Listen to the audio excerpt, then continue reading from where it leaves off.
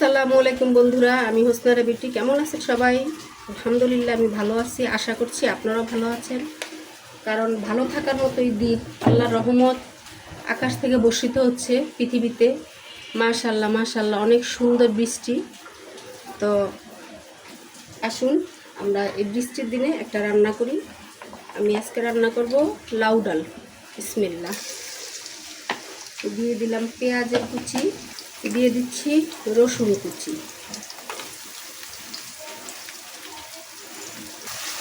ভেজে নেই।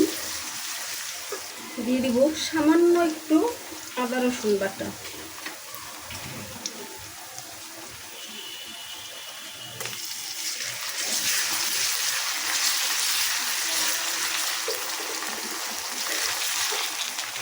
হয়ে গেছে পেঁয়াজ রসুন আদা রসুন ভাজা। এখন দিয়ে দিব ডাল। আমি এখানে মুসুরির ডাল আগে থাকতে ধুয়ে ভিজিয়ে রেখেছিলাম। দিয়ে দিচ্ছি ডাল। বিসমিল্লাহ।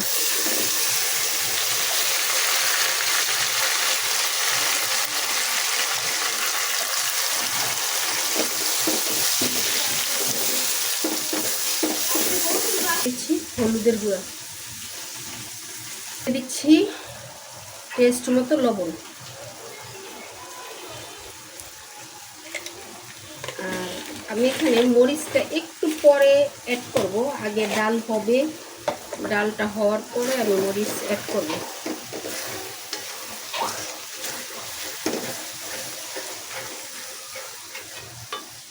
ডাল সিদ্ধ হওয়ার জন্য দিয়ে দিচ্ছি পানি।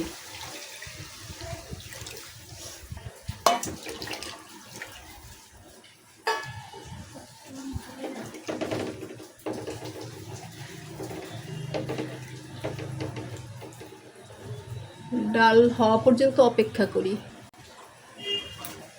আরেকটু কাজ বাকি রয়ে গেছে, সেই কাজটা হলো টমেটো দিব। আমার মনে নেই কষানোর সময় টমেটোটা দেওয়া দরকার ছিল। দিয়ে দিচ্ছি টমেটো।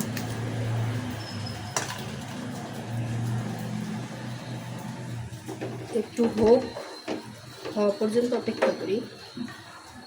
দিয়ে দিচ্ছি কাঁচামরিচ,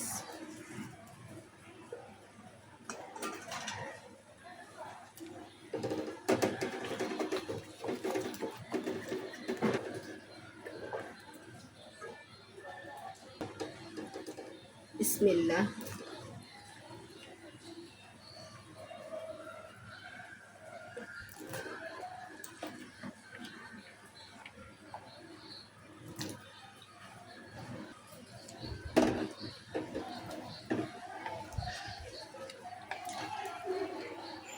এখন ঢাকনা দিয়ে 5 মিনিটের মতো রেখে দিব, কারণ বেশি ঢাকনা দিয়ে রাখলে আবার লাউ টক হয়ে যাবে।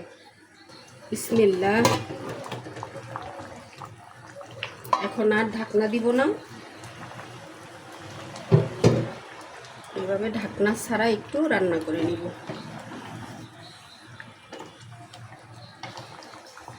আমার মতো করে কে কে লাউ ডাল এভাবে রান্না করেন জানাবেন।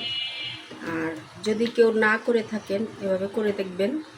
কোনো মশলাই দেয়া লাগে না, সামান্য একটু আদা রসুন, একটু পেঁয়াজ, একটু রসুন, এই আর কাঁচামরিচ, কোনো কিছু আর বাড়তি দেওয়া লাগে না। এভাবে লাউ রান্না করলে লাউটা খেতে অনেক ভালো লাগে। তো আমি এভাবে লাউটা রান্না করে নিব। সবাই ভালো থাকেন। আল্লাহ হাফেজ।